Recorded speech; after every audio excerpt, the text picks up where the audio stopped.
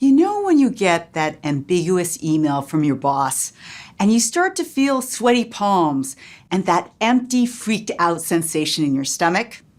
Welcome back, anxiety. Most of us think of anxiety as a bad thing, something to be avoided at all costs. But what if it weren't? What if you could take all of that energy racing around your brain and your body and transform it into something helpful?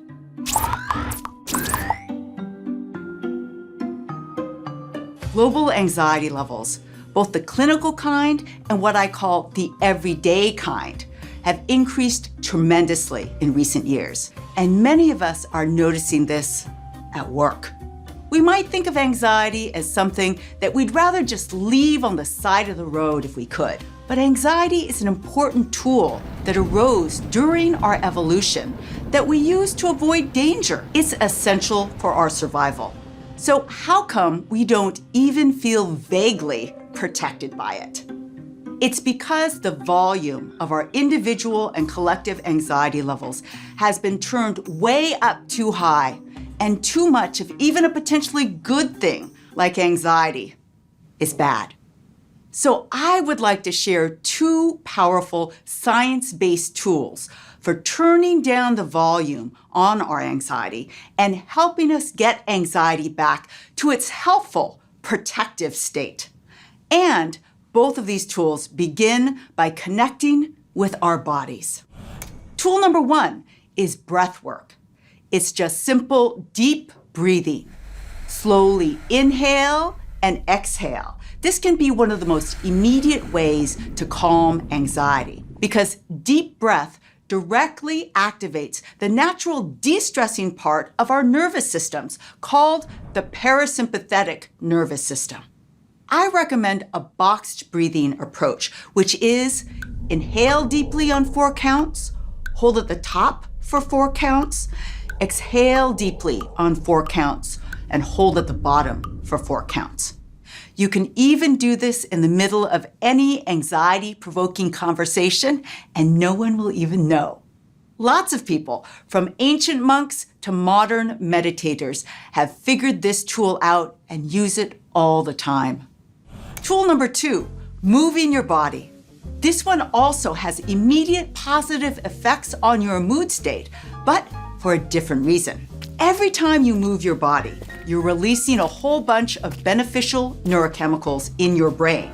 These neurochemicals include dopamine, serotonin, noradrenaline, and endorphins, mood and reward boosting neurochemicals that work to both increase positive mood states and decrease negative ones. I like to say that every single time you move your body, it's like giving yourself a wonderful bubble bath of neurochemicals for your brain. So when your boss's email comes in and your heart starts to race, what exactly can you do? If you're in an office, try taking a short walk around the block or even to the supply closet for some sticky notes.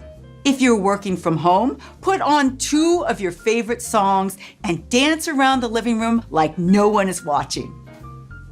Studies have shown that all it takes is 10 minutes of walking to get those mood-boosting effects.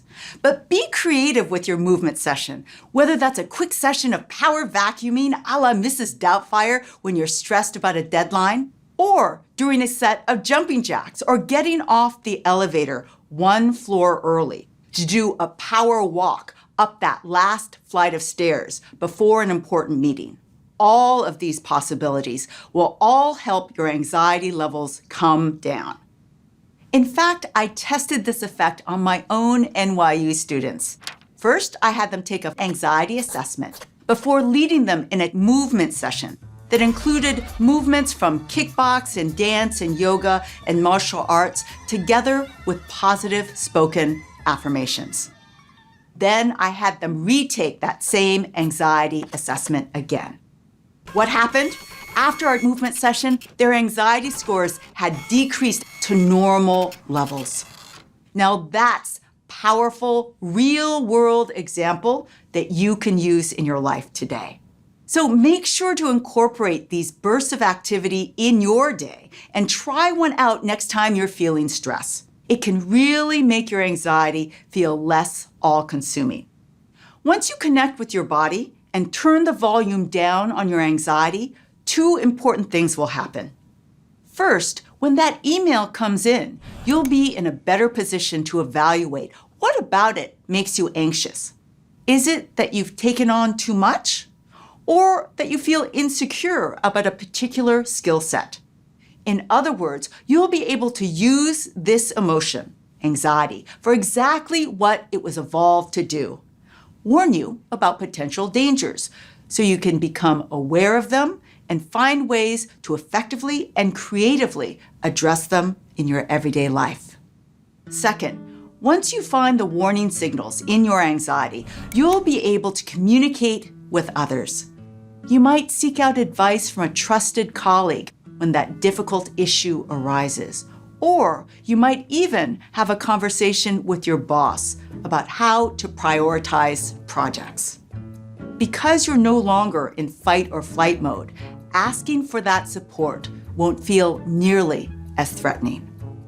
And one of the best gifts of approaching your anxiety in this way is that you will be able to notice those telltale signs of anxiety in everyone else around you, especially those forms of anxiety you're most familiar with. And what will that do? That will allow you to give that person a smile or a kind word to help them through that moment. In other words, your own form of anxiety can boost your personal superpower of empathy. And I can't think of anything we need in this world today more than higher levels of empathy for one another. Your take home in all of this? If you breathe, move, and take note of what your anxiety is signaling, you'll feel more fulfilled, more creative, more connected, and less stressed overall. And that's my wish for every one of us.